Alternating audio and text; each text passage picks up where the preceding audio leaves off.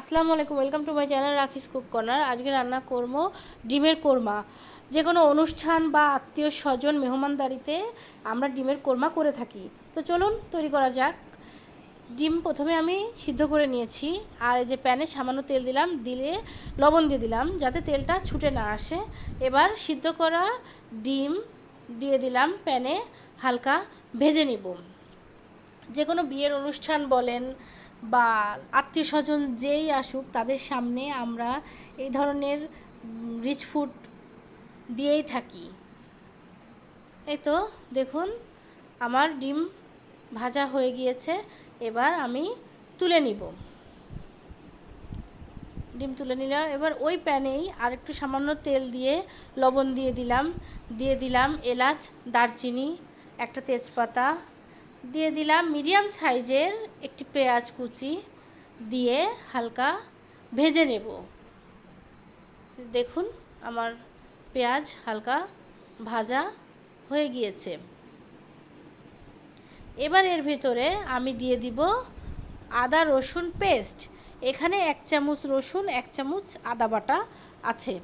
দিয়ে সামান্য নেড়ে এতে দিয়ে দিব নারকেলের দুধ। সামান্য নারকেলের দুধ দিয়ে ভালোভাবে নেড়ে নিলাম। দিয়ে দিব 1/2 চামচের মতো শুকনো মরিচের গুঁড়া, দিয়ে আরও ভালোভাবে নেড়ে মশলাটা সুন্দর করে একটু কষিয়ে নিব। দেখুন আমার মশলাটা কত সুন্দর কষে গেছে, তেল ছেড়ে দিয়েছে, অর্থাৎ আমার মশলাটা খুব সুন্দরভাবে কষানো হয়ে গিয়েছে। এবার এতে দিয়ে দেব ওই যে সম্পূর্ণ নারকেলের দুধ, দিয়ে এবার এটা দুধটা বলক আসতে সময় দিব। এই তো দেখুন বলক চলে আসছে। এবার ওই যে ভেজে রাখা ডিম দিয়ে দিব।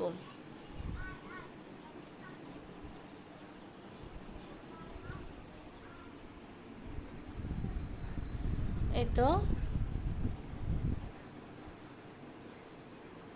আমার ডিম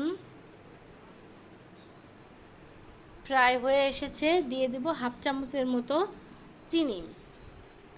এখানে অনেকে গরুর দুধও ইউজ করে থাকে, কিন্তু নারকেল দুধ দিলে একটা আলাদা স্বাদ। গরুর দুধের এক স্বাদ, নারকেল দুধের এক স্বাদ, কিন্তু কোরমা বলতে আমার কাছে মনে হয় নারকেল দুধটা দিলে বেশি ভালো হয়।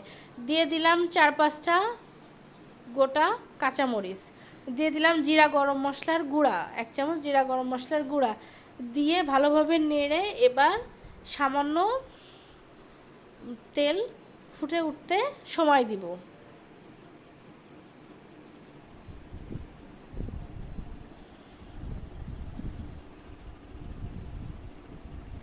এই তো দেখুন আমার ডিমের কোরমা রেডি। ডিমের কোরমা আপনারা সকলেই করতে পারেন জানি, কিন্তু আমার কাছে, আমি তো যাই রান্না করি তাই আপনাদের মাঝে শেয়ার করি, তাই শেয়ার করলাম। এই তো দেখুন আমার ডিমের কোরমা রেডি। আপনারা একবার হলেও এভাবে বাড়িতে ট্রাই করে দেখতে পারেন। হাফেজ।